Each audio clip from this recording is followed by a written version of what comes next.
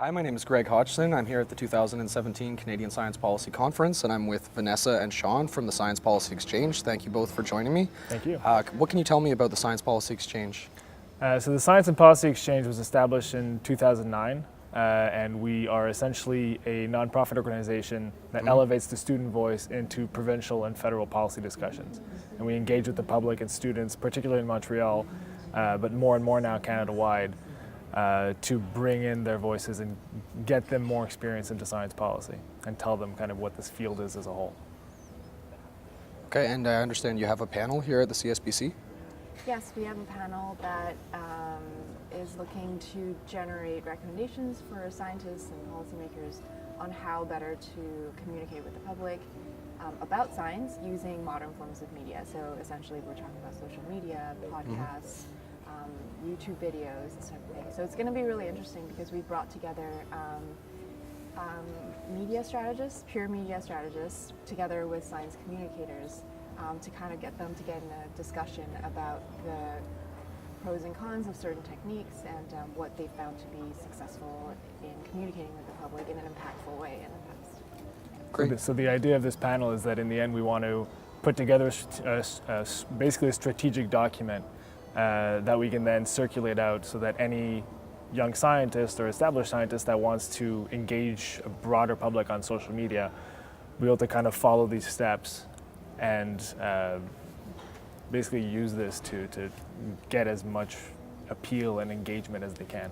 And what kind of scope are you thinking for circulating that document, like within Montreal, Quebec, interprovincially, or Canada-wide? We're thinking of going as far as we can. So we have some links, for example, with INGSA, so the International Network of Governmental Science Advice.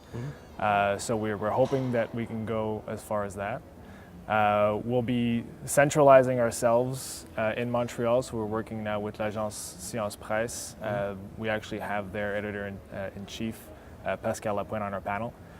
So we'll be taking into the strategies that we come up with in this panel into a new project that we're doing with them on media literacy, which we're very excited about. Great. So other than your own panel, what are you looking forward to at the CSPC this year? Well, I think we've gotten to meet a lot of very amazing people, especially last night. We had the opportunity to meet Minister Duncan, as well as Dr. Moni Niemer, the new Chief Science Advisor. They're really key people for us to interact with and to have discussions with, because we're actually currently running a campaign in support of the Naylor Report and in support of recommendations to reinvest in fundamental research in Canada, in addition to many other actions to promote gender equity and diversity and restructuring of the funding agencies. So we have written an open letter to the Prime Minister voicing our support from the student perspective. And it's been quite successful. We've gotten a lot of signatures on the open letter, and we have student unions and associations representing over 300,000 trainees who have endorsed our campaign. So we're really looking forward to having further discussions with Dr. Niemer and the Minister in making sure that the government and the public understands the students are mobilized and energized about this issue, and that we recognize, and everyone should recognize, that funding for basic research really goes a long way in training the next generation of Canadian, not just scientists, but skilled professionals in general. And we're also very glad to have met Dr. Niemer because we've had very close links now with Dr. Rémy Quirion, who's the Chief Science Advisor for Quebec. And we've worked in the past with Peter Gluckman, who's the Chief Science Advisor to the Prime Minister in New Zealand.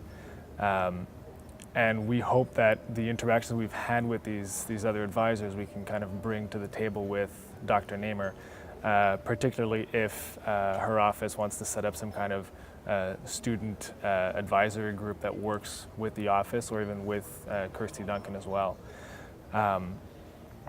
We're actually currently working on a new plan with Rémy Quirion and the FRQ, and we're discussing with AAAS actually right after this interview to set up a science diplomacy talk, and we're hoping that Dr. Namer can give us some advice for that and possibly be involved as well.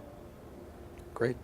On that same topic, then, what do you think is the greatest value, if in your perspective, of the Canadian Science Policy Conference?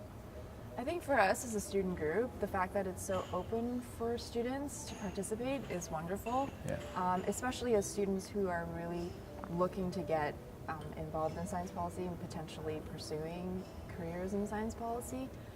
It's a really amazing opportunity for us to kind of get a wide scope of, all the different disciplines that are involved in science policy and the different topics that are covered in science policy. It's kind of an umbrella term. Mm-hmm. So it's a great opportunity to see all that, to network with key people, to kind of find out who are, the influencers in the community.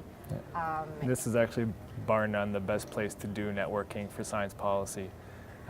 We ran our first panel last year on a white paper that we put out on the need for more skills training for graduate students and just in STEM education in general.